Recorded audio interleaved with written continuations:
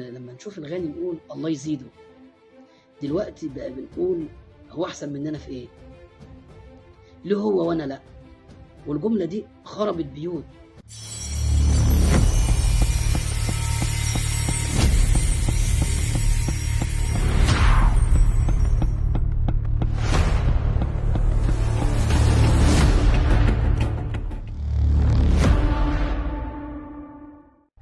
الإنترنت محيط عظيم الإمكانات، لكن السباحة فيه دون بوصلة واعية قد تقودنا إلى الغرق في دوامته.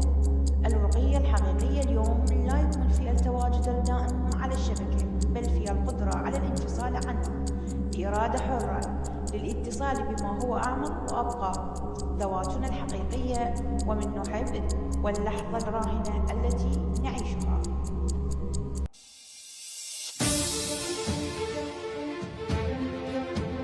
بالعراقي انتبه لنفسك.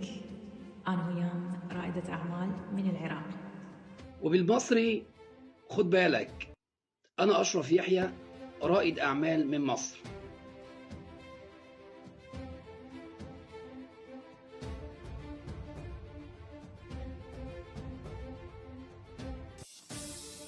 السلام عليكم، أهلا بيكم في حلقة جديدة من برنامجنا خد بالك.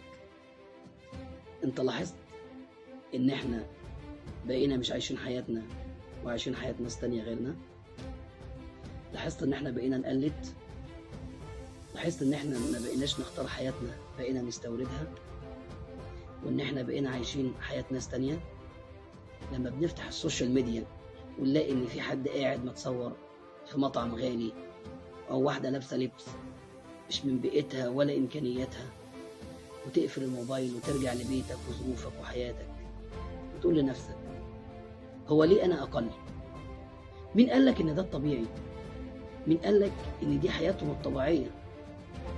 فاكرين لما قلنا إن إحنا بقينا بنمثل إن إحنا بقينا مبسوطين وناجحين وجامدين، وإحنا في الحقيقة مكسورين ومديونين يعني، ومش راضيين أصلا، وعارفين الصح ومرتاحين في الغلط. احنا بقينا نستلف مش علشان نعيش، علشان نبان، علشان شكلنا. اشتري موبايل، احسن موبايل في السوق، احدث موبايل فوق مستوايا بس عشان الناس تشوفني. نلبس لبس فوق طاقتنا، نخرج في اماكن ممكن الخروجه الواحده تكلفني مصروف شهر، بس اهم حاجه الناس تشوفني ازاي، ودي الكارثه الكبيره.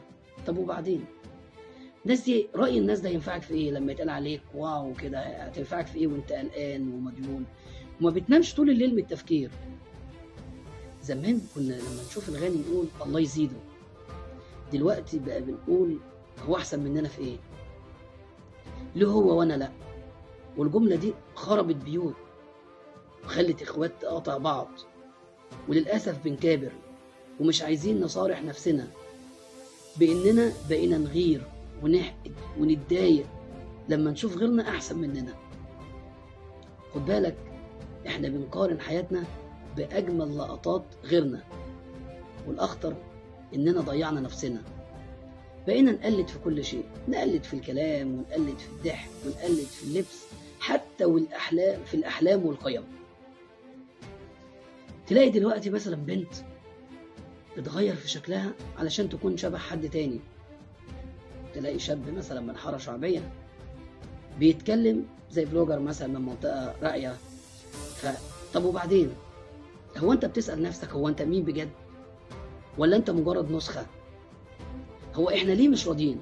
احنا ليه مش راضيين عن نفسنا؟ طيب هو احنا عايزين نرتاح؟ طب امتى هنرتاح واحنا بنمثل؟ امتى هنقول كفاية؟ كفاية تمثيل بقى. هو احنا امتى هنعيش حياتنا؟ مش هنجري ورا حياة الناس والمشاهير عشان نعيش زيهم ونقلدهم. عارف المشكلة؟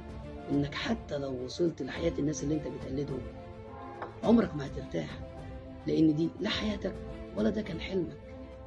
انت كنت عايش حلم الناس.